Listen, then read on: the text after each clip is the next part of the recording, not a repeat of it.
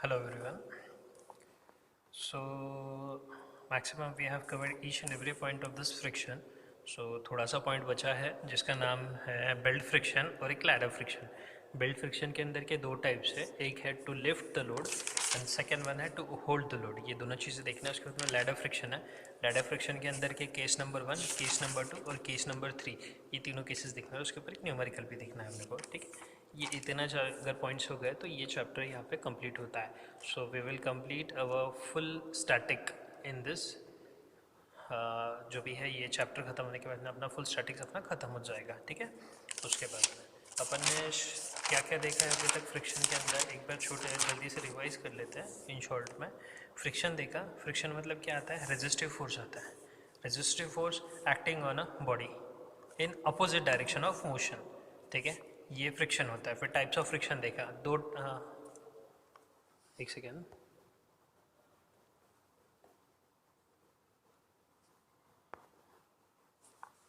Friction देखा है अपन ने. फ्रिक्शन मतलब resistive force acting on a body in opposite direction of motion. जहाँ पे जिस डायरेक्शन में मोशन है उसके अपोजिट डायरेक्शन में जो चीज़ रिस्ट्रेन करती है उसे क्या बोलते हैं? फ्रिक्शन बोलते हैं, यानी कि resistive force. Types of friction में अपन ने 3 टाइप देखे. एक स्टैटिक देखे, एक काइनेमेटिक स्टैटिक देखे, काइनेटिक देखे और रोलिंग देखे. ठीक है, स्टैटिक फ्रिक्शन मतलब क्या है कि बाबा एक बॉडी की अगर कैपेसिटी है, उस कैपेसिटी तक अगर उसको लोड दे रहे हैं अपन और वो बॉडी जगह पे से मूव नहीं कर रही है, तो वहाँ तक जो लगने वाला फोर्स है या वहाँ तक जो लगने वाला फ्रिक्शन है उसे अपन क्या बोलते हैं? स्टैटिक फ्रिक्शन बोलते हैं, जिसे डिनोट करते हैं अपन एफ एस से. और इसके अंदर का जो कोएफिशिएंट रहता है उसे डिनोट किससे करते हैं अपन? म्यू एस से करते हैं. ठीक है, कोएफिशिएंट के लिए mu s equal to coefficient of static friction. ये चीज़ देखी अपन ने. उसके बाद में यहाँ पे अपन ने देखा कि एफ मैक्स क्या रहता है, मतलब मैक्सिमम फ्रिक्शनल फोर्स क्या रहेगा यहाँ पे? Mu into N. ये मैक्सिमम फ्रिक्शनल फोर्स देखे अपन ने. उसके बाद में इसको समझने के लिए एक छोटा सा न्यूमेरिकल लिए थे. उस न्यूमेरिकल के अंदर भी अपन ने क्या किया? फ्रिक्शन की वैल्यू निकाले. यहाँ पे आपको दो चीज़ें बोली थी मैंने, एक फ्रिक्शनल बोला था और एक मैक्सिमम फ्रिक्शन. सिर्फ फ्रिक्शनल फोर्स पूछा तो जितना आपका मोशन रहेगा उतना आपका फ्रिक्शन रहेगा, और मैक्सिमम पूछा गया तो इस चीज़ से अपने को रिलेट नहीं करना है, अपने को एन से रिलेट करना है. ठीक है, मैक्सिमम फ्रिक्शनल फोर्स बोला गया तो यानी कि फॉर्मूला आता है म्यू इंटू एन आता है. क्या फॉर्मूला आता है? म्यू इंटू एन आता है, यानी कि maximum frictional force equal to mu into N. ये मैक्सिमम हो गया. ठीक है, जो भी आंसर आएगा वो आएगा.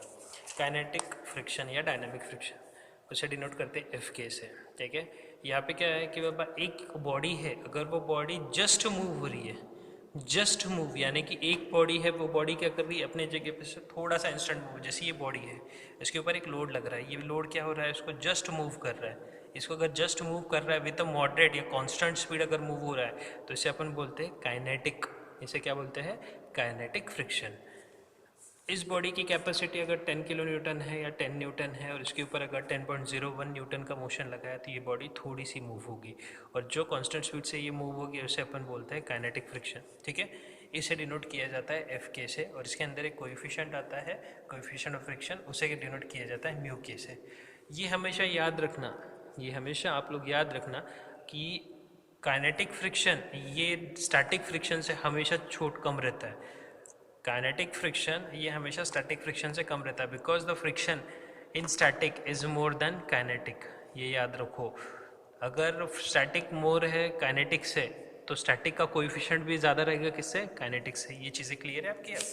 ठीक है, उसके बाद में अपन ने एक ग्राफ देखे. वो ग्राफ के अंदर अपन देखे कि बाबा अगर 1 न्यूटन अप्लाइड फोर्स रहेगा तो फ्रिक्शनल फोर्स भी 1 रहेगा, 5 रहेगा तो 5 रहेगा. अगर मैक्सिमम फ्रिक्शनल फोर्स की वैल्यू अगर 8 है, अगर मैक्सिमम फ्रिक्शनल फोर्स की वैल्यू अगर 8 है तो 8 न्यूटन तक, ये यहाँ पे 8 न्यूटन आ रहा है, 8 न्यूटन तक ही वो कैपेसिटी लोड करेगा. उसके बाद में 10-12 जाएगा ही नहीं, वो स्टैटिक वहाँ पे खत्म हो जाए. उसके आगे जो भी वो कांस्टेंट स्पीड से मूव होगा उसे क्या बोलते हैं अपन?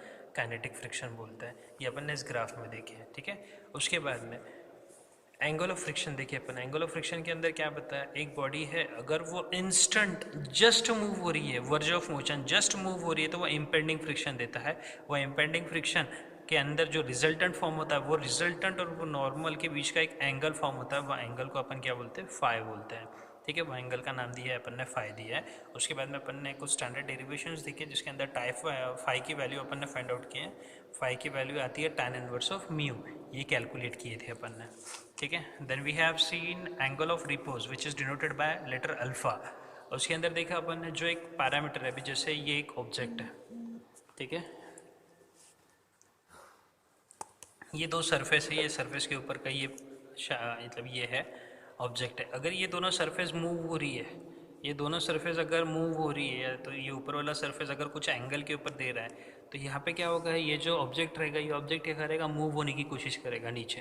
ये आपको भी मालूम है, जितना यहाँ पे हाइट बढ़ेगी, जितनी हाइट बढ़ेगी, वहाँ पे ऑब्जेक्ट क्या होगा, स्लाइड होगा।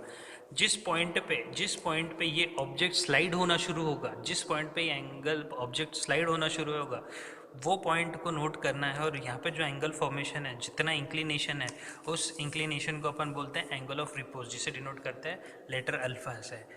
साइंटिफिकली और मैथमेटिकली प्रूवन है कि बाबा phi is equal to alpha. Mathematically it is been proven phi equal to alpha, ये दोनों चीज़ें इक्वल रहती है, ये अपन ने साइंटिफिकली प्रूव किया है मैथमेटिकल डेरिवेशंस में। कोन ऑफ फ्रिक्शन क्या रहता है, कोन ऑफ फ्रिक्शन के अंदर क्या है, cone of friction means angle of friction ध्यान में रखना। कोन ऑफ फ्रिक्शन पढ़ते टाइम पे आपको एंगल ऑफ फ्रिक्शन ध्यान रखना है। सेम कंडीशन से दोनों की, सिर्फ यहाँ पे क्या एक इमेजिनरी कोन जनरेट किया है, यहाँ पे क्या किया है, एक इमेजिनरी कोन जनरेटेड है। वो इमेजिनरी कोन जनरेट किसकी वजह से होता है, रिजल्टेंट की वजह से जनरेट होता है, ठीक है। It is an imaginary cone generated by revolving the resultant about normal reaction.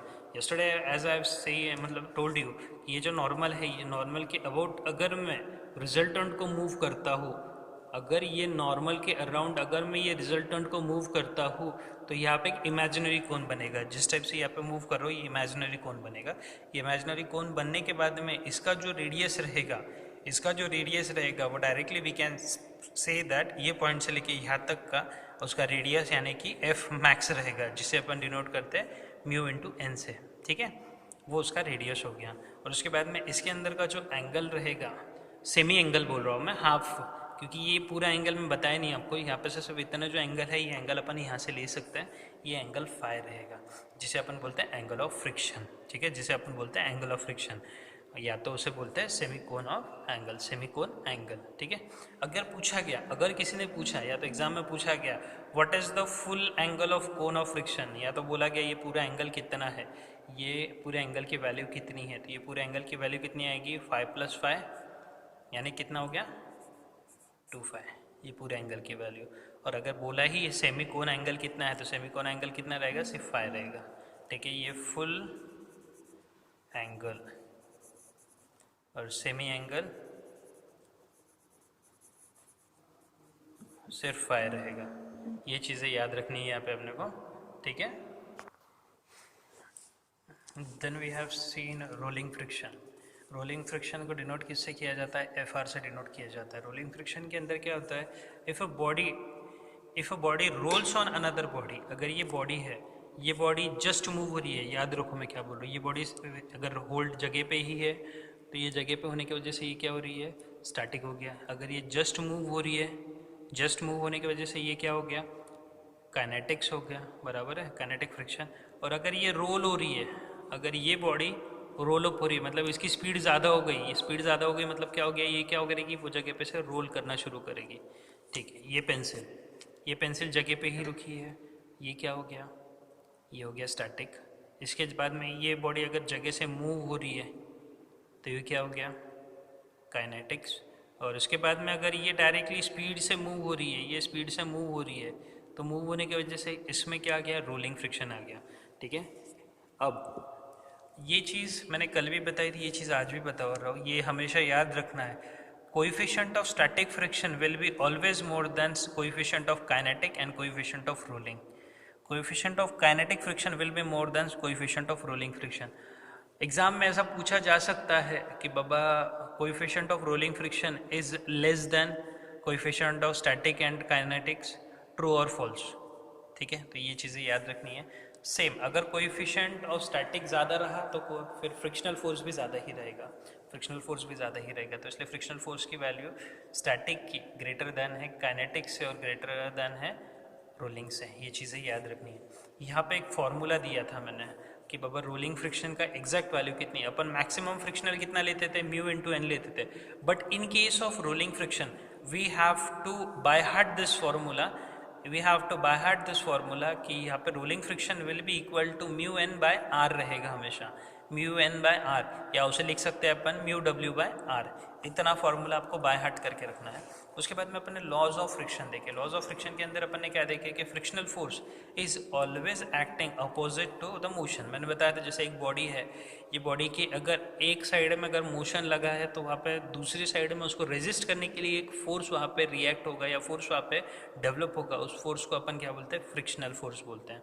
ठीक है, उसके बाद मैं बोला था मैंने आपको कि force is directly proportional to frictional force is directly proportional to normal reaction. Frictional force ये किस चीज़ के ऊपर डिपेंड है? नॉर्मल रिएक्शन के ऊपर डिपेंड है। यहाँ पे देखिए आपने F equal to mu N है, ये एन के ऊपर फ्रिक्शनल फोर्स सारा से सारा डिपेंड है। ठीक है, so frictional force is directly proportional to normal reaction. ठीक है, then frictional force is independent on surface area but it is dependent on contact area. जैसे मैंने अब कल बताया था आपको, ये बॉडी है, ये बॉडी इस हाथ के ऊपर अगर रखा है मैंने, इस प्लेटफॉर्म पे अगर इस बॉडी को मैंने रेस्ट किया है तो आप देख सकते हो ये बॉडी पूरी की पूरी रेस्ट है क्या? यहाँ पे बीच में कहीं ना कहीं पे गैप दिख रहे होंगे आपको, यहाँ पे बीच में कहीं ना कहीं पे गैप दिखेंगे। ठीक है, इसीलिए ये बॉडी अगर इंडिपेंडेंट है सरफेस एरिया के, बट ये क्या है? Contact area. तो यहाँ पे कॉन्टैक्ट एरिया सरफेस एरिया से कम हो सकता है क्या? हो सकता है। सरफेस एरिया मतलब ये पूरे साइड, ये पूरी की पूरी साइड यहाँ पे लग भी सकती है और थोड़ा बहुत गैप भी हो सकता है। इसीलिए frictional force is independent on surface area. ये सरफेस एरिया से इंडिपेंडेंट है, बट ये किस चीज़ पे डिपेंड है? कॉन्टैक्ट एरिया के। अभी ये पेंसिल हाथ के ऊपर टच हो रही है क्या मेरे? पूरी। यहाँ पे बीच में आपको गैप दिख रहा होगा, यहाँ पे बीच में आपको गैप दिख रहा होगा, दिख रहा है यहाँ पे गैप? हाँ, तो यहाँ पे सरफेस एरिया, ये नीचे का पूरा surface area, but contact surface कितना? ये और ये। Hence we can say that in frictional force the contact area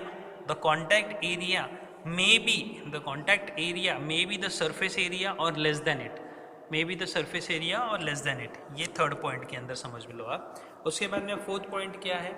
Fk is constant for moderate speed, यानी कि काइनेटिक फ्रिक्शन ये जो है ये कांस्टेंट रहेगा हमेशा मॉडरेट स्पीड के लिए। कांस्टेंट स्पीड के लिए फ्रिक्शनल फोर्स या काइनेटिक फ्रिक्शन हमेशा सेम रहेगा, कांस्टेंट रहेगा, उसकी वैल्यू चेंज नहीं होगी मॉडरेट स्पीड के लिए। बट यहाँ की कंडीशन सोचो, but kinetic friction will increase when speed decreases. मतलब यहाँ पे फ्रिक्शन कब इंक्रीज होगा? जब स्पीड डिक्रीज होगी। स्पीड डिक्रीज होगी मतलब क्या होगा? यहाँ पे आपका बॉडी कांटेक्ट टाइमिंग बढ़ेगा, बॉडी कांटेक्ट टाइमिंग बढ़ेगा यानी कि आपका फ्रिक्शन इंक्रीज होगा। Means friction increase speed decreases. यहाँ पे ध्यान में रखो, friction increase corresponds to speed decrease, और friction will decrease which will correspond to speed increase। जैसे मैंने आपको बताया था, फ्रिक्शन कब बढ़ेगा? जब स्पीड कम रहेगी या स्पीड नील रहेगी। जैसे काइनेटिक, ये स्टैटिक और काइनेटिक फ्रिक्शन में होता है। और रोलिंग के अंदर आया तो यहाँ पे क्या होता है? रोलिंग के अंदर आया तो फ्रिक्शन क्या होता है? हमेशा कम हो जाता है। यहाँ पे रोलिंग के अंदर क्या होती है? स्पीड ज़्यादा होती है। काइनेटिक और स्टैटिक के अंदर फ्रिक्शन ज़्यादा रहता है लेकिन स्पीड कम रहती है। ये चीज़ें याद में रखो हमेशा। ठीक है, when the friction will increase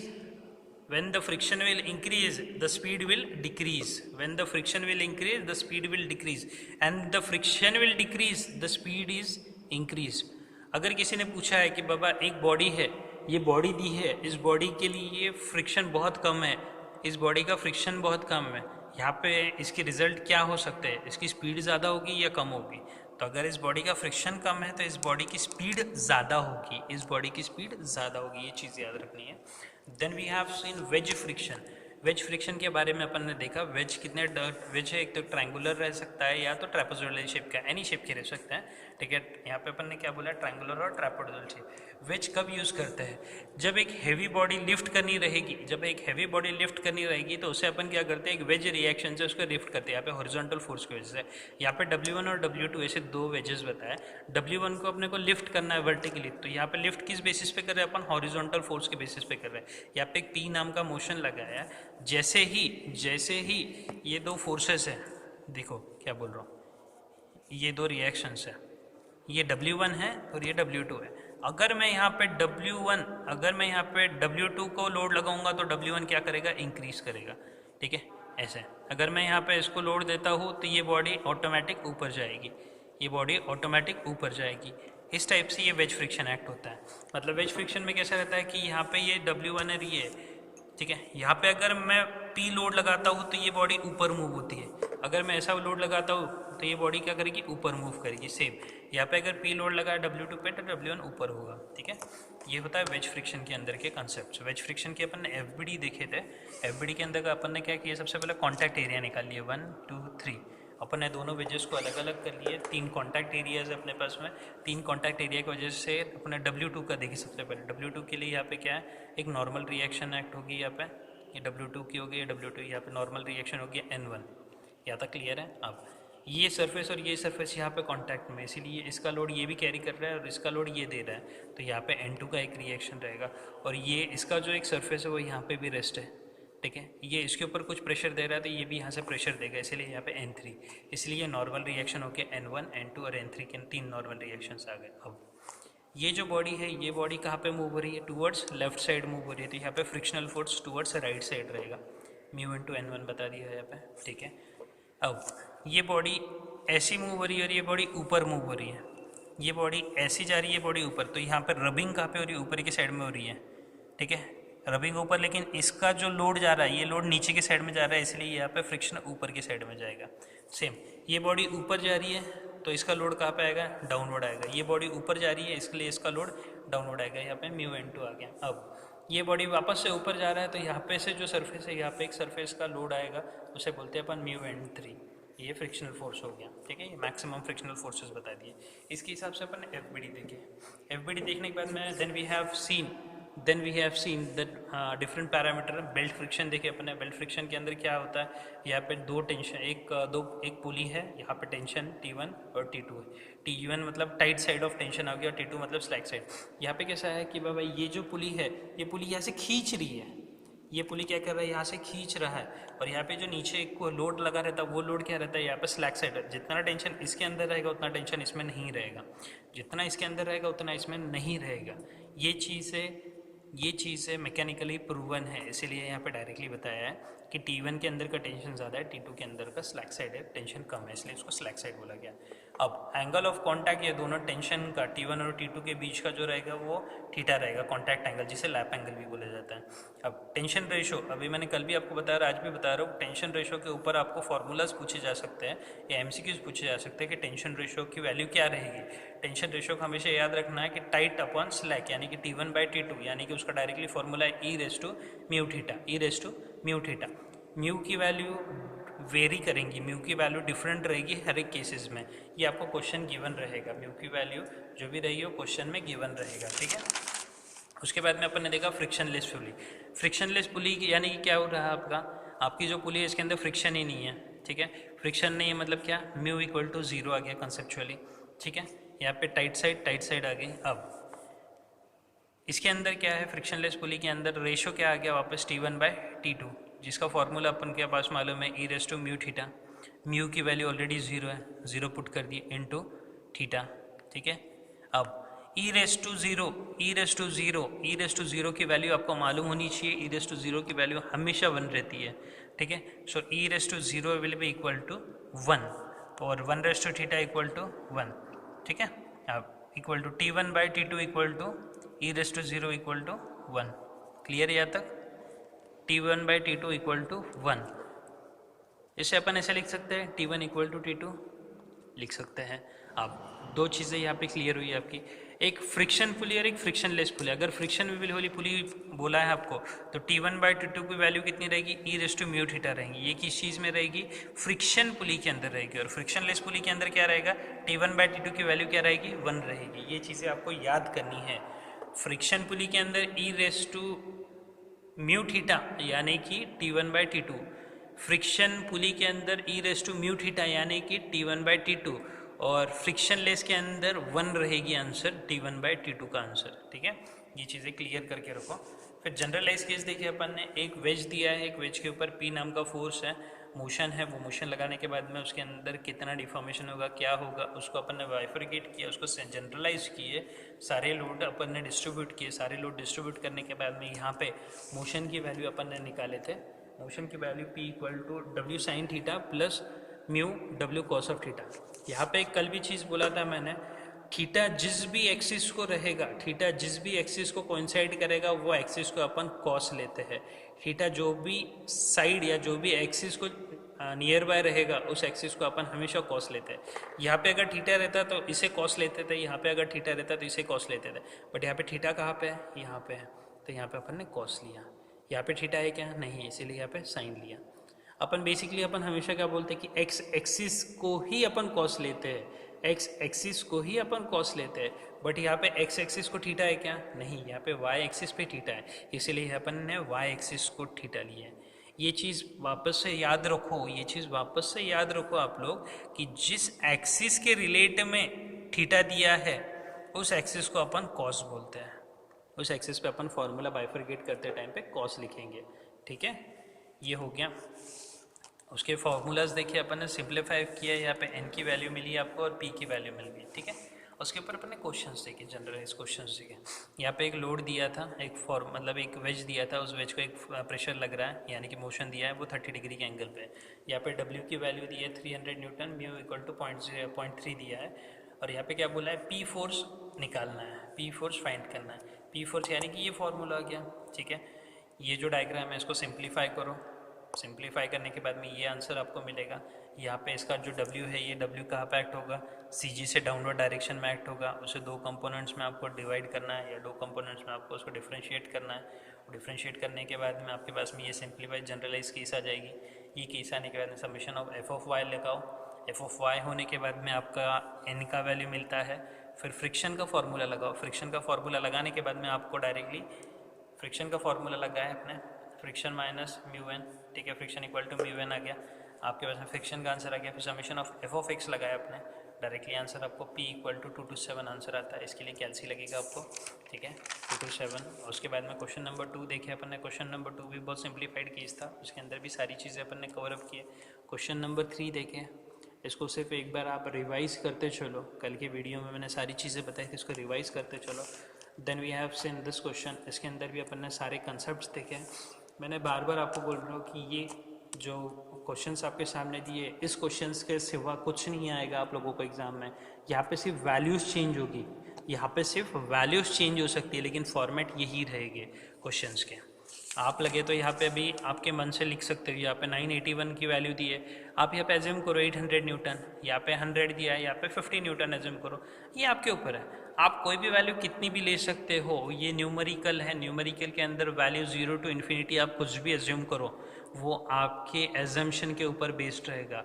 आपको अगर न्यूमेरिकल प्रैक्टिस करनी है तो ये न्यूमेरिकल जितने मैं पढ़ा रहा हूँ उतनी ही प्रैक्टिस करो, वो मोर दैन सफिशिएंट रहेंगे आपको, वो मोर दैन सफिशिएंट रहेगी। सिर्फ इसके अंदर आपको क्या करना है, वैल्यूज चेंज करके रखनी है। जैसे यहाँ पे मैंने क्या किया, यहाँ पे 18 न्यूटन का यहाँ पे बताया था, यहाँ पे क्या दिया था, 18 न्यूटन का 4 डिग्री पे यहाँ पे बताया। आप यहाँ पे एक आधा फॉर्मूले के अंदर लिख सकते हो, यहाँ पे 4 डिग्री के ऊपर ये लेफ्ट साइड में जा रहा है 18 न्यूटन, सॉल्व करके देखिए। हर एक चीज़ में आपको क्वेश्चंस डिफर करेंगे। अभी यहाँ पे भी आप ऐसे ले सकते थे ना, यहाँ पे भी ऐसे ले सकते हैं, 40 डिग्री के ऊपर इंक्लाइन है, बता सकते हैं आप। यहाँ पे 4 डिग्री था, यहाँ पे 40 डिग्री लो, 40 डिग्री पे 18 न्यूटन का लोड यहाँ पे डिफ्रेंशिएट कर रहे हैं। इस टाइप का आप जनरलाइज केस करके एक एक चीज़ सॉल्व करके देखो। जितने आप क्वेश्चंस बनाओगे खुद से उतना आपको सिंप्लीफाई होते जाएगा, जितने आप क्वेश्चंस बनाओगे उतना आपको सिंप्लीफाई होते जाएगा, ठीक है। ऐसे टाइप के आप क्वेश्चन सॉल्व करो, आपका प्रैक्टिस सेशन अच्छा होगा। फिर अपन ने एक बुक का क्वेश्चन देखे थे, यहाँ पर 6 आइडेंटिकल बुक्स थे, वो 6 की 6 बुक्स में मतलब अपने हाथों के बीच में पकड़ी है, वो सारे 6 बुक्स आइडेंटिकल है। आइडेंटिकल मतलब सेम बुक्स है। एक बुक का अगर 100 न्यूटन है तो वैसे 6 बुक का भी 100 × 6 यानी कि 600 न्यूटन का फोर्स वहाँ पे एक्ट हो रहा है। और अपना कॉम्प्रेशन, अपने हाथों से जो कॉम्प्रेशन वहाँ पे फिक्स हो रहा है वो है 400 के आसपास, ठीक है। वहाँ पे summation of F of Y निकाला, उसके हिसाब से फॉर्मूला पुट किया, आंसर मिल गया। म्यू की वैल्यू फाइंड करने बोली थी, म्यू की वैल्यू 0.75 हुई, ठीक है। ये सारी चीज़ें अपन ने उसके बाद देखी। अब अपने चैप्टर में सिर्फ 2 छोटे कंसेप्ट बाकी है, जिसका नाम है बेल्ट फ्रिक्शन और दूसरा है लैडर फ्रिक्शन। सो अपन शुरू करते हैं बेल्ट फ्रिक्शन के स्पेशल केसेस, उसके 2 केसेस है वो शुरू करते हैं। सपोज यहाँ पे मेरे पास में अब 3 पुलीस है। यहाँ पे क्या लिखा है, टू लिफ्ट द लोड। अगर मुझे लोड उठाना है तो उसके हिसाब से ये सारी कंडीशन है, ये केस है। इसके अंदर कितनी पुलिस अपने पास में, 3 पुलिस है, 1 2 और 3 व्हील्स है। उसके बाद में अपने को ये जो वेट है ये वेट उठाना है। अगर ये वेट उठाना है तो मुझे यहाँ पे ये पी का फोर्स से खींचना पड़ेगा। अगर मैं पी से ही खींचूंगा तो ही ये होगा, ठीक है। यहाँ पे इन बिटवीन कहीं पे फोर्स लगाने के बाद में ये रोप भी इधर आ जाएगा, तो ये केस फेल हो जाएगी। तो यहाँ पे क्या करना पड़ेगा अपने को, यहाँ पे पी का प्रेशर देना पड़ेगा यहाँ पे, तब जाके डब्ल्यू उठेगा, ठीक है। अगर मुझे पी से खींचना है, डब्ल्यू को उठाना है, तो यहाँ पे पी का जो स्ट्रेंथ रहेगी वो सबसे ज़्यादा रहनी चाहिए, ठीक है। अगर पी को स्ट्रेंथ ज़्यादा दी गई तो ही डब्ल्यू ऊपर उठेगा, ठीक है। यहाँ पे अपन एज्यूम क्या किया है कि ये फ्रिक्शनलेस पुली है। इसे थोड़ा सिंप्लीफाई कर रहे हैं अपन, इसलिए बता रहा हूँ इसको फ्रिक्शनलेस पुली है। आपको यही पैटर्न का न्यूमेरिकल आएगा, यही पैटर्न का सिलेबस है आपको। यहाँ पे फ्रिक्शनलेस पुली, ये लेंदी टाइप के न्यूमेरिकल्स होते हैं, इसलिए यहाँ पे अपन फ्रिक्शनलेस पुली ही आपके सिलेबस में दिया है। अगर यहाँ पे फ्रिक्शन पुली होता है तो ये लगभग 2-2 ढाई पेज के न्यूमेरिकल्स आते हैं जो आपके सिलेबस में कंटेंट नहीं है। यहाँ पे सिर्फ आपको बोला गया है कि टू लिफ्ट द लोड, इसके स्पेशल केसेस है उसके बारे में अपने को देखना है। अगर मुझे यहाँ पे लोड ये उठाना है, W नाम का ये लोड लिफ्ट करना है, तो ये लिफ्ट करने के लिए अपने को P से प्रेशर अप्लाई करना पड़ेगा, और जो P का प्रेशर रहेगा वो बहुत ज़्यादा रहेगा, ठीक है। अभी यहाँ पे P पे अगर ज़्यादा लोड दिया अपन ने तो इन दोनों के बीच में एक टेंशन आ जाएगा, इन दोनों के बीच में एक टेंशन आ जाएगा। सेम यहाँ पे टेंशन रहा तो ये दोनों चीज़ पे भी एक टेंशन आएगा, ये दोनों ड्रम के बीच में भी टेंशन आएगा। रही बात यहाँ पे टेंशन नहीं रहेगा, यहाँ पे क्या होगा, इसको लिफ्ट हो रहा है, ये इजी गोइंग है, ये इजी वे में, मतलब ये आराम से ऊपर उठ रहा है। तो ये जो साइड रहेगी ये क्या रहेगी, स्लैक साइड रहेगी आपकी। आप घर पे इसका एक्सपेरिमेंट करके देखो, ऐसे 3 अलग अलग व्हील्स लगाओ, 3 अलग अलग आप क्या करो, यहाँ पे रोल्स लगाओ, ये पुलिस लगाओ। पुलिस लगाने के बाद में आपने अगर एक साइड से अगर कहीं से रस्सी खींचे, ज़ोर से अगर खींच लिए, आपको दिखेगा कि यहाँ पे और यहाँ पे 3 रस्सियों में आपको टेंशन मिलेगा, लेकिन जो फोर्थ साइड रहेगी जहाँ पे वो वेट लगेगा, ये वेट क्या करेगा, हिलेगा जगह से। हिलने की वजह से यहाँ पे आपको दिखेगा कि अंडुलेशन से, और ये जगह क्या है, टाइट नहीं है, यहाँ पे स्लैक आता है, ये आपको दिख के आएगा। ये आप घर के ऊपर एक्सपेरिमेंट करके देख सकते हो, ये चीज़ें अपने को देखनी है इसके अंदर, ठीक है। तो अगर मैं इस केस की बात करूँ, इसे थोड़ा सिंप्लीफाई करते हैं अपन, हर एक चीज़ में अपन सारी बताते हैं। यही चीज़ अपने को वापस से निकालनी है। ये एक पुली यहाँ पे आ गया, यहाँ पे सेकंड पुली आ गया, और यहाँ पे थर्ड पुली आ गया, ठीक है। अब यहाँ से ये नीचे आ रहा है, यहाँ से ये बेल्ट आ गया, यहाँ से ये बेल्ट आ गया, और यहाँ से ये नीचे आ गया। समझ पा रहे हो आप? अब अगर मैं यहाँ से प्रेशर लगा रहा हूँ, यहाँ से मैं प्रेशर लगा रहा हूँ, तो ये प्रेशर क्या रहेगा, ज़्यादा रहेगा। ये प्रेशर क्या रहेगा, ज़्यादा रहेगा। ये प्रेशर ज़्यादा यानी कि ये क्या आ गया, T1, ये P है, ये क्या रह गया, टाइट साइड रहेगा। ये क्लियर है आपको? ठीक है। उसके बाद में जैसे मैंने कल भी बताया था आपको कि बाबा, कल यहाँ पे बताया था आपको, ठीक है, सेम यहाँ पे भी बताया था। ये जो कांटेक्ट एंगल है, 2 अलग अलग टेंशन के और 2 टेंशन और कंप्रेशन के बीच की जो पुली है, वो पुली और उसके बाद में ये बेल्ट के बीच में का जो एंगल है उसे क्या बोलते हैं अपन, कांटेक्ट एंगल या लैप एंगल। सेम यहाँ पे कांटेक्ट एंगल ये दोनों रहेगा, एक यहाँ से लेके ऐसा ये कांटेक्ट एंगल बनेगा, ठीक है। सपोज इस कांटेक्ट एंगल को मैं नाम देता हूँ क्या, फाई देता हूँ, ठीक है। अब रही बात, यहाँ पे भी एक टेंशन आएगा, ये भी चीज़ एक दूसरे को खींच रही है, ऐसे T2 बोलते हैं, ये भी टाइट रहेगा। ये टेंशन बताना है अपने को यहाँ पे वापस से, ये भी कितना रहेगा, सेम रहेगा, जितना है उतना ही ये रहेगा, टाइट। और यहाँ पे क्या आएगा लास्ट में, T3 आएगा क्या, नहीं आएगा, ये क्या आएगा, स्लैक आएगा। मैंने आपको पहले ही बताया यहाँ पे ये क्या करेगा, हिल सकता है, आराम से मूव कर सकता है ये, इसीलिए ये स्लैक साइड आएगी, ये होती है W, ठीक है। इतनी चीज़ें आपको मालूम है। यहाँ पे फ्रिक्शनलेस पुली है, ये पुली का नाम क्या है, फ्रिक्शनलेस। अगर ये फ्रिक्शनलेस पुली है तो ये दोनों पुली के अंदर कोई ना कोई कोएफिशिएंट रहेगा, कुछ ना कुछ तो वज़न रहेगा ना दोनों के बीच में। तो इसका नाम सपोज यहाँ पर कुछ कोएफिशिएंट है, इसको μ1 बोलता हूँ, इसको μ2 बोलता हूँ, ठीक है। यहाँ पे मैंने आपको बताया कि यहाँ पे ये फ्रिक्शनलेस पुली है, लेकिन ये दोनों पुली तो है ना, अगर ये तीनों पे फ्रिक्शनलेस पुली है तो बहुत कॉम्प्लिकेशंस हो जाएगा। इसीलिए अपन ने क्या किया, एक फ्रिक्शनलेस कंसिडर की है और 2 फ्रिक्शन वाली पुली की है। ये आपके ऊपर है, आप इसको भी फ्रिक्शन लेस रख सकते हो, इसको फ्रिक्शन लेस, तीनों भी फ्रिक्शन लेस रख सकते हो। अगर तीनों को फ्रिक्शन लेस रखा आपने तो आपका आंसर सिर्फ 1 ही आएगा। जैसे अपन ने कल के केस में भी देखा, कल के केस में अपन ने देखा कि जहाँ पे फ्रिक्शन लेस पुली रहेगा, जहाँ पे फ्रिक्शन लेस पुली रहेगा वहाँ पे T1 इक्वल टू T2 यानी कि टेंशन इक्वल टू स्लैक आएगा हमेशा। बट अपन ने क्या किया यहाँ पे सारी की सारी फ्रिक्शन लेस नहीं बताया, अपन ने कुछ फ्रिक्शन लेस बताया और कुछ फ्रिक्शन वाली पुली दी है। ठीक है, ये सिर्फ समझने के लिए है आपको, इसके सिर्फ फॉर्मूलाज याद रखने के आपको, बाकी कुछ नहीं है। ठीक है, ये आ गया आपका एक एंगल आ गया कॉन्टैक्ट एंगल, यहाँ पे कॉन्टैक्ट एंगल आ गया। ठीक है, ये कॉन्टैक्ट एंगल आ गया, ये कितना आ गया यहाँ पे θ2, ये θ1। ठीक है, सेम ये इसके बीच का कितना आ गया θ3। अब अपने पास में क्या क्या आ गया, ये फर्स्ट पुली, सेकेंड पुली और ये थर्ड पुली, 3 पुली है अपने पास में। 3 पुली का अपन ने सारा सिंप्लीफिकेशन किए। अब याद रखो, याद रखो, बहुत इंपॉर्टेंट है, वापस से बोल रहा हूँ, पिछले कल भी अपन ने किया, आज भी वापस वही चीज़ पढ़ रही है अपन। याद रखो, यहाँ पे रेशियो निकालना है अपने को फॉर टाइट साइड। जो भी टाइट साइड रहेगा, जैसे टाइट साइड ये 1 हो गया, 2 हो गया, ये 3 हो गया, ये तीनों टाइट साइड का रेशियो क्या रहेगा, tight upon slack, which will be equal to T1 by T2 आएगा क्या, T1 बाय T2 आएगा क्या, बोल सकते हैं अपन। जैसे फॉर्मूला के अंदर दिया था T1 बाय T2, सिर्फ इतनी ही पुली है T1 बाय T2, यहाँ पर T1 बाय W भी लिख सकते थे अपन, लेकिन यहाँ पे एग्जांपल के लिए अपन T1 बाय T2, T1 मतलब क्या है, यहाँ पे P दिया है, T1 क्या दिया है, P दिया है, यहाँ पर डायरेक्टली अपन P लिख सकते हैं, P बाय T2। इसे सिंप्लीफाई करेंगे अपन, ई रेस टू म्यू थीटा आता है, e raise to mu theta आता है। यहाँ पे क्या है, अगर इस पुली के लिए निकाल रहे थे, ये क्या हो गया, μ1 θ1। यहाँ पे T1 बाई T2, ध्यान से देखो मैं क्या बोल रहा हूँ, T1 बाई T2, T1 की वैल्यू P है, इसलिए यहाँ पर डायरेक्टली अपन ने P लिखा है, और ये T2, ये पुली इस पुली के लिए हो गया। सेम इस पुली के भी ले सकते हैं, इस पुली के भी ले सकते हैं, ये डिफ्रेंशिएट कर सकते हो आप। ठीक है, ये टाइट साइड के लिए हो गया। अब सेकेंड केस देखते हैं फॉर W साइड, यानी कि वेट साइड हो गया। वेट साइड के लिए क्या रेशियो रहेगा, tight by slack, tight by slack equal to T2 by W, equal to क्या रहेगा, T2 by W, which will be equal to e raise to mu theta है। ठीक है, म्यू थीटा बोल रहा हूँ, ध्यान से देखो क्या बोल रहा हूँ, म्यू थीटा ये फॉर्मूला है, लेकिन म्यू क्या है यहाँ पे, μ2 है, और थीटा क्या है यहाँ पे, θ2 है। ये फॉर्मूला याद रखना है आपको। ये कैसे आया ये अपन ने यहाँ पे देखे, ये जनरलाइज करके देखे, ये चीज़ है, वापस से पॉज करके देखो। ये वीडियो की लिंक मैं कर रहा हूँ, कल जो वीडियो की लिंक थी वो यूट्यूब पे डाउनलोड हो जाएगी आज, और उसके बाद में आपको ये चीज़ें यूट्यूब पे भी मिल जाएगी, और इसका जो गूगल ये है उसके ऊपर से भी आप लोगों को ये फॉरवर्ड हो जाएगी। ठीक है, ये चीज़ें क्लियर करके ले लो आप, कैसी कैसी क्या क्या आई है।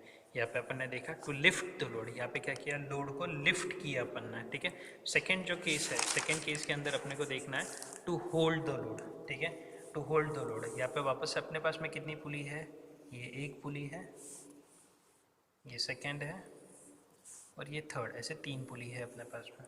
ठीक है, अब 3 पुली है अपने पास में, क्या बोल रहा हूँ ध्यान से देखिए। अब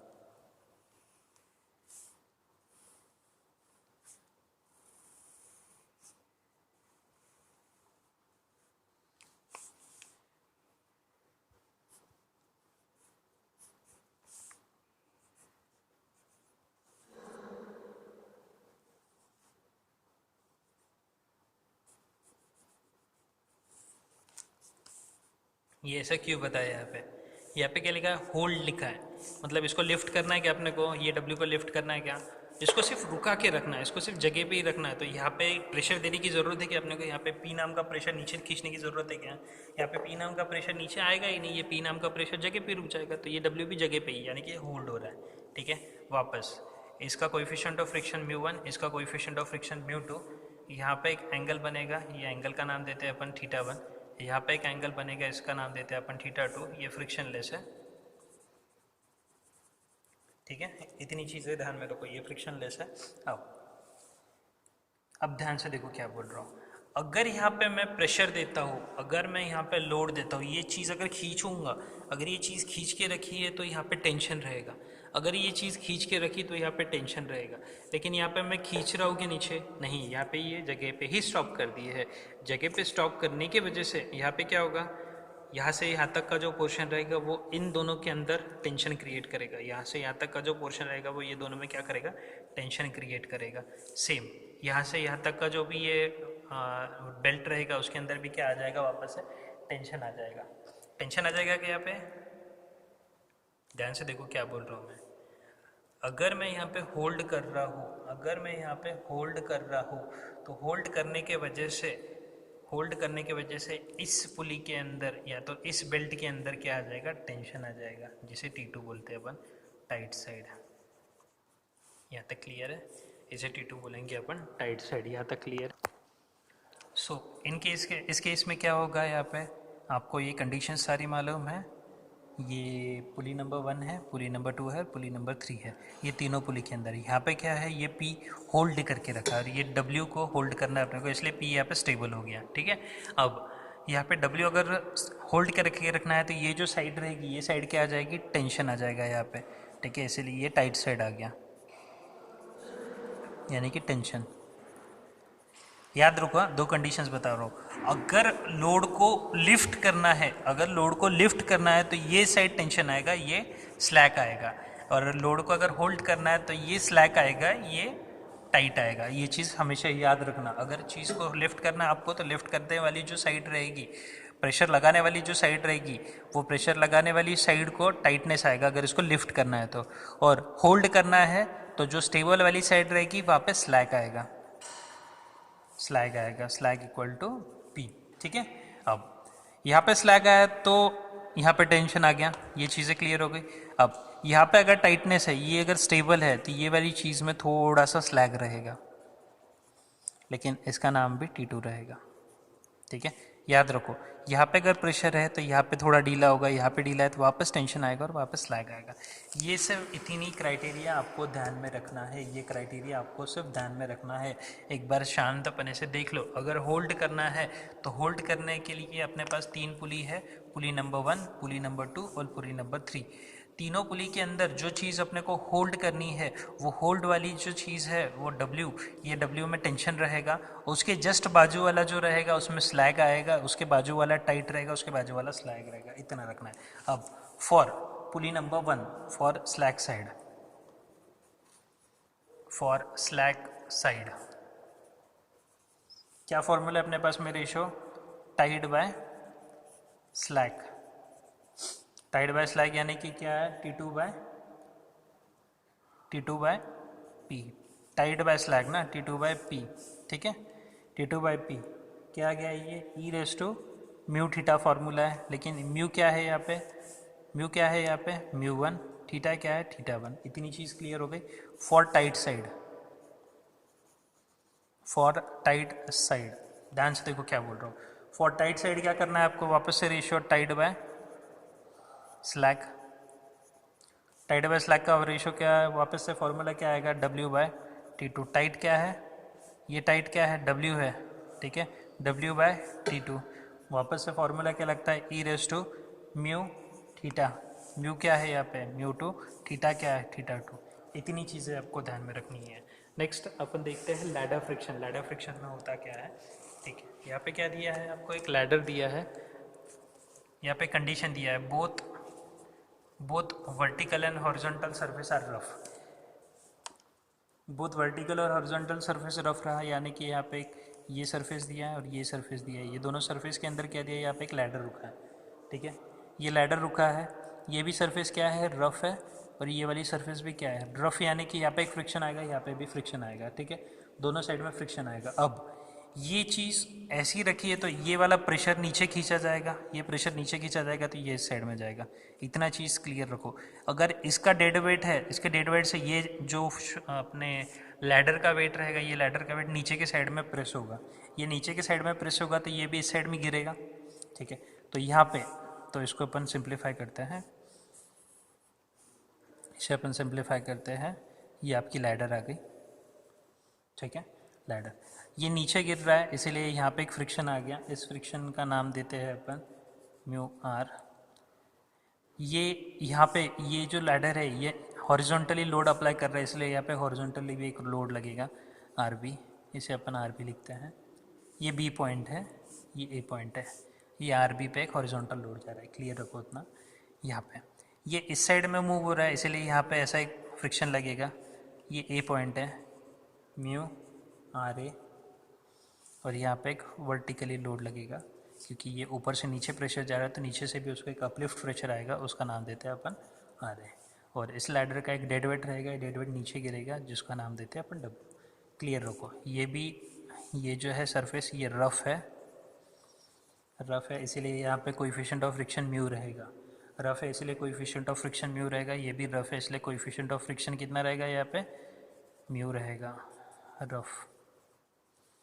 यहाँ पे कौन सी कंडीशंस लगानी है अपने को, इक्विलिब्रियम लगाना है, कंडीशंस ऑफ इक्विलिब्रियम लगाना है। कंडीशन ऑफ इक्विलिब्रियम का पहला इक्वेशन रहेगा summation of F of X equal to 0, summation of F of Y equal to 0 और summation of movement equal to 0, क्योंकि यहाँ पे तीनों चीज़ें लगानी है। अगर इस पॉइंट के रिलेटेड आपको पॉइंट्स निकालने हैं तो आपको ये सारी कंडीशंस अप्लाई करनी पड़ेगी, ठीक है। ये चीज़ क्लियर करके रखो, ठीक है। सेकेंड जो कंडीशन है, सेकेंड कंडीशन में क्या क्या होता है, वर्टिकल सरफेस स्मूथ है, वर्टिकल सरफेस स्मूथ है और हॉरिजॉन्टल सरफेस रफ है, ठीक है।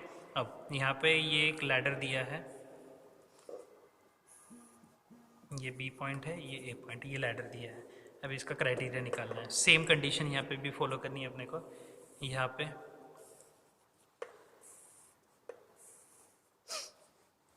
अब वर्टिकल क्या है, स्मूथ है, इसलिए वर्टिकल स्मूथ होने के बाद में यहाँ पे फ्रिक्शन आने वाला है क्या, नहीं।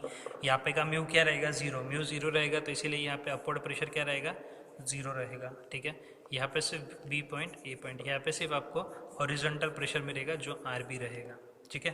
अब ये फ्रिक्शनलेस है क्या, ए सेक्शन नहीं, फ्रिक्शनलेस नहीं है, इसलिए यहाँ पे अपोजिट डायरेक्शन में यहाँ पे फ्रिक्शन रहेगा, इसको नाम देते हैं अपन म्यू आर ए, और यहाँ पे एक लोड रहेगा आर ए, और इसका सेल्फ वेट नीचे एक्ट होगा जिसका नाम देते हैं डब्ल्यू। यहाँ पे भी वापस तीन कंडीशन लगनी है। तीन कंडीशन में से पहली कंडीशन इक्विलिब्रियम की, summation of F of X equal to 0, summation of F of Y equal to 0 और summation of movement equal to 0। ये तीनों कंडीशन यहाँ पे रखनी, ये केस में याद रखना है। थर्ड जो केस है, both surfaces are smooth, both surfaces are smooth के अंदर अपने को क्या बोला है कि दोनों सरफेसेज स्मूथ है, ये कंडीशन दी है। यहाँ पे लैडर है लेकिन ये भी सरफेस स्मूथ है, ये भी सरफेस स्मूथ है। अगर बोला है तो यहाँ पे का कोएफिशिएंट 0 रहेगा, यहाँ पे का कोएफिशिएंट 0 रहेगा। इसको अपन सिंप्लीफाई करते हैं एफबीडी में, ये आपकी लैडर आ गई, ये ए पॉइंट है, ये बी पॉइंट है। ये यहाँ से हॉरिजॉन्टली प्रेशर अप्लाई कर रहा है इसलिए यहाँ पे एक प्रेशर लगेगा, ये यहाँ पे वर्टिकली दे रहा है इसलिए यहाँ पे एक प्रेशर रहेगा। इसका नाम देते हैं आर ए, इसका नाम देते हैं आर बी, और यहाँ से एक नीचे लोड आएगा डब्ल्यू।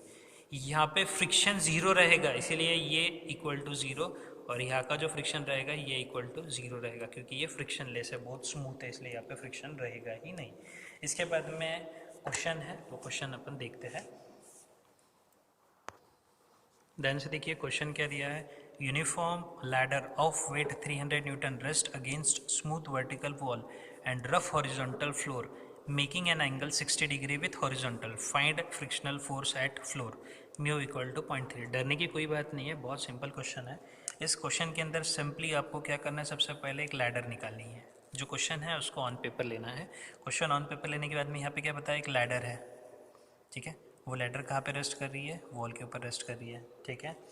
ये सपोज बी पॉइंट है, ये ए पॉइंट है, ठीक है।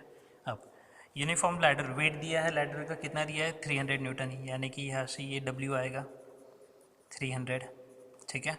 अब अगेंस्ट स्मूथ वर्टिकल, ये जो है वर्टिकल स्मूथ है यानी कि यहाँ का म्यू क्या रहेगा 0, यहाँ का म्यू है क्या रफ हॉरिजॉन्टल है यानी कि म्यू यहाँ का कितना रहेगा, म्यू इक्वल टू 0.3। अब देखो यहाँ पे वर्टिकल स्मूथ है और हॉरिजॉन्टल रफ है, यहाँ पे का कोएफिशिएंट 0.3 दिया है, यहाँ का कोएफिशिएंट इनडायरेक्टली 0 आ गया। ये जो एंगल है, ये एंगल कितना दिया है 60 डिग्री दिया है, कितना दिया है 60 डिग्री दिया है, ठीक है यहाँ तक। अब अपने पास में ये चीज़ है, ये भी मालूम है, ये टर्म मालूम है, या इतनी टर्म्स अपने को मालूम है। फाइंड द फ्रिक्शनल फोर्स बोला है। अब ये इसका सेल्फ वेट नीचे जा रहा है यानी कि ये इस साइड में मूव होगा, इस साइड में मूव होगा यानी कि यहाँ पे एक फ्रिक्शनल फोर्स लगेगा। फ्रिक्शनल फोर्स यहाँ पे का जो लगेगा उसका नाम आता है म्यू आर ए। इसका डेड वेट नीचे एक्ट होगा, इसलिए यहाँ पे एक बैलेंसिंग लोड लगेगा RA। इसका वेट राइट से लेफ्ट साइड में जाएगा, इसलिए राइट साइड में एक लोड लगेगा, इसका नाम देते हैं अपन RB। इतने लोड अपने पास में है। अब इसको सिंप्लीफाई करने के लिए डायरेक्टली अपने को फ्रिक्शनल फोर्स निकालने के लिए फार्मूला लगाना है। फार्मूला क्या लगाना है? इक्विलिब्रियम की कंडीशन लगानी है। ठीक है, इक्विलिब्रियम की कंडीशन क्या रहेगी अपने पास में? वापस क्या रहेगी इक्विलिब्रियम की कंडीशन? यहाँ पे रहेगा summation of F of Y equal to 0 लगाते हैं डायरेक्टली। एफ ऑफ वाई में वर्टिकल फोर्सेस कितने अपने पास में? ये एक है, ये दो है, ये दोनों के सिवा और कुछ है क्या? नहीं। इसीलिए आर ए अपवर्ड है, इसीलिए R A positive, minus W downward है, इसलिए 300 इक्वल टू 0। आर ए की वैल्यू कितनी आ गई अपनी? 300 आ गई। अब यहाँ पे क्या पूछा है? फ्रिक्शनल फोर्स पूछा है, यानी कि म्यू आर ए की वैल्यू निकाली। अब फ्रिक्शनल फोर्स इक्वल टू, ध्यान में रखो क्या बोल रहा हूँ मैं, फ्रिक्शनल फोर्स इक्वल टू अगर पूछा है तो फ्रिक्शनल फोर्स की वैल्यू कैसी रहेगी अपनी? Mu R A. Mu R A मतलब क्या आ गया? म्यू की वैल्यू दी है क्या? 0.3 बराबर है, इनटू आर ए कितना है? 300 इक्वल टू आंसर क्या आएगा आपका? आंसर क्या आएगा? 90 न्यूटन। ये आपका आंसर है। सिंपल है। इतने ही ऐसे टाइप के न्यूमेरिकल्स आपको आएंगे, इसके ऊपर कुछ भी नहीं है, टेंशन लेने की कोई बात नहीं है। ऐसे ही न्यूमेरिकल से इस न्यूमेरिकल में वैल्यूज चेंज करो और आप फाइंड आउट करो। हेंसफोर्थ अपन बोल सकते हैं अपना फ्रिक्शन नाम का ये जो चैप्टर था ये पूरे तरीके से ख़त्म हो गया है। ठीक है, finally we have completed all the conditions of this chapter. So thank you.